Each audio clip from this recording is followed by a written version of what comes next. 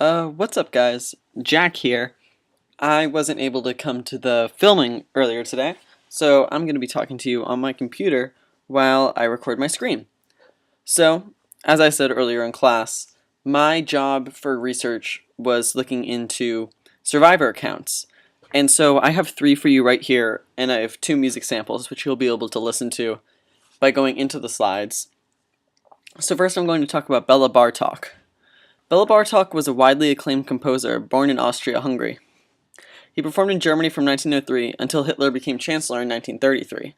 When the Hungarian government began introducing Jewish laws in 1938, Bartok joined a group of non-Jewish intellectuals who would protest. He was known for being very outspoken against the Nazis. He was invited to be a research partner in ethnomusicality at Columbia University in New York City because beforehand he was actually known as the father of ethnomusicality, which essentially means he studied the folk music of different cultures all around the world. And he went he went to the U.S., he moved to the U.S., and then when Hungary declared war on the U.S. in 1941, he became the president of the Movement for an Independent Hungary. His Hungarian citizenship was soon revoked.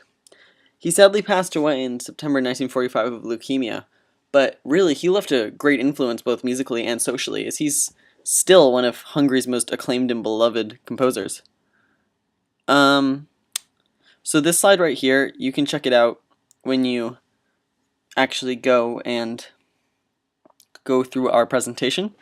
This slide right here is a song from Bela Bartok that the Germans would encourage. It was not degenerate art. Actually, Bela Bartok was invited to perform in Germany many times, and he did so from 1903 to 1933 quite avidly, and stopped because he was against Hitler when Hitler took power. But he was still invited after that point. It's just he would refuse, and the shows wouldn't happen for reasons that were not identified. So, up next, I'm going to be talking about another musician, Alexander Kalizewicz. Alexander Kalizewicz was a law student in German-occupied Poland. He was arrested by the Gestapo in 1939 for anti-fascist writings. He was then sent to Sachsenhausen concentration camp.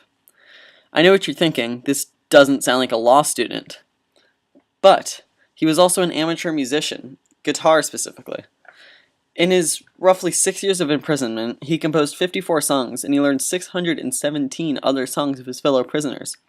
He survived his imprisonment, and after he was freed, he remembered all 671 of these songs. The majority of his songs are darkly comic ballads detailing what exactly happened in Sachsenhausen and how he and his fellow prisoners were treated. But he was never afraid to go dark, like emphasis on the dark and the darkly humorous. Humorous in the sort of way as, like, we're out of it now, so we could be happier now, but we shouldn't forget how awful this was, and we can't censor it. So right here is actually, it's a superb song. Lullaby from My Little Son in the Crematorium is the translated name. It's in German, but even though I can't understand the words, I understand the feeling. The way he picks the guitar is very delicate and sad, but beautiful. And his voice, you just feel so much agony and pain in it. I think it's really something. This is no doubt the kind of music that would have been deemed as degenerate art from Germany at this time. Up next, I'm going to be talking about Jan Komsky. Jan Komsky was a Polish Roman Catholic painter who was arrested on June 14, 1940. Excuse me. He was among the first brought to Auschwitz, and his number was 564. On December 29, 1942, he and three others actually staged a very bold escape, and by forging documents and riding in a cart, and then they lived in an attic for a little bit, which I thought was very interesting. I think people living in attics has come up a lot in these stories. I remember one of the groups in the preceding days, I think it was McPhillips who mentioned it actually, talked about people hiding out in the attic, and Anne Frank hid up in an attic. It's very disturbing and interesting that this was a thing so many people did. So yeah, he went to Krakow after and was arrested there, and told he would be taken back to Auschwitz. And so he was terrified that as soon as he got back to Auschwitz, he would be recognized. But the first person who recognized him was actually a prisoner who was also an informant. And rather than reporting Jan Tomsky, the informant had him sent to Auschwitz-Birkenau, where he would not be recognized. And now, Auschwitz-Birkenau is not a good place to be. None of these camps are. Auschwitz-Birkenau is a death camp. But as soon as Jan Tomsky got there, he was sent to another camp, and he was sent around for a long time until he ended up at Dachau, which, as soon as he showed up, was liberated by General Patton.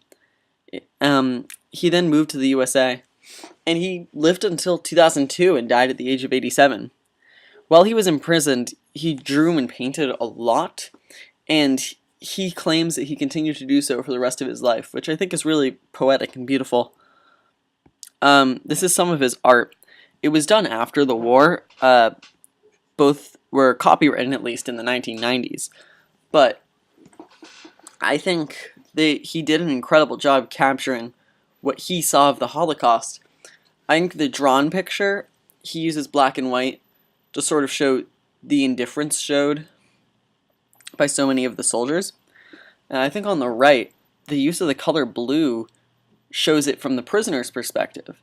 And you just feel this depression, this worry, not even worry, really just melancholy, like a feeling that it'll never get better than this. And you really feel that in his use of the color blue. And he brings out even the slightest amounts of blue all over it. I really think it's beautiful, and the pops of red add to the constant fear in the situation. Alright, well, thank you for listening. I hope you have a great day, and I hope you enjoyed this video.